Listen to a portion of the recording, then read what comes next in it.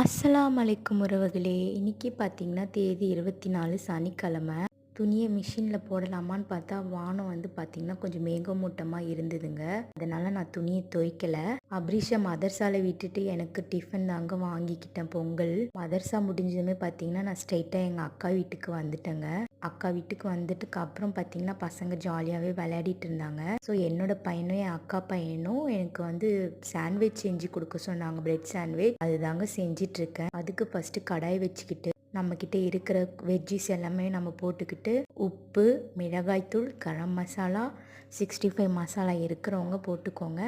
இல்லாதவங்க ஸ்கிப் பண்ணிக்கலாம். தென் பார்த்திங்கன்னா, டொமேட்டோ கெட்சப் கொஞ்சோண்டு போட்டுக்கலாம். அப்புறம் சில்லி சாஸ் கொஞ்சோண்டு போட்டுக்கலாம். நல்லா வதக்கி விட்டுக்கோங்க.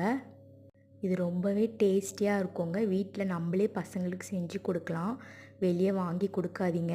என்கிட்ட பட்டர் இல்லாதனால நான் கொஞ்சோண்டு லாஸ்ட்டாக நெய் சேர்த்து மிக்ஸ் பண்ணி வச்சுக்கிட்டேங்க. அப்புறம் பார்த்திங்கன்னா, ஒரு தவா வச்சு நல்லா ப்ரெட்டை டோஸ்ட் பண்ணிக்கலாம்.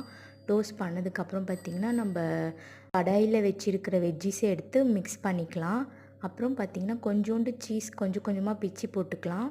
இல்லைனா கூட நீங்கள் அப்படியே கூட வச்சு ப்ரெட்டை வந்து மேலே நல்லா ஒரு புஷ் பண்ணிக்கோங்க. அப்போ தான் அந்த சீஸ் வந்து நல்லா மெல்ட் ஆகுங்க. ஸோ 2 பக்கமே நல்லா நீங்கள் டீப் ஃப்ரை பண்ணிக்கோங்க. கத்தியில் வந்து என்னால் கட் பண்ண முடியல. அதனால கத்திரிக்கோலில் வச்சு கட் பண்ணி கெச்சப் போட்டு கொடுத்துட்டேங்க. பசங்களும் சூப்பராக இருக்குன்னு சொன்னாங்கங்க. தேங்க்யூங்க.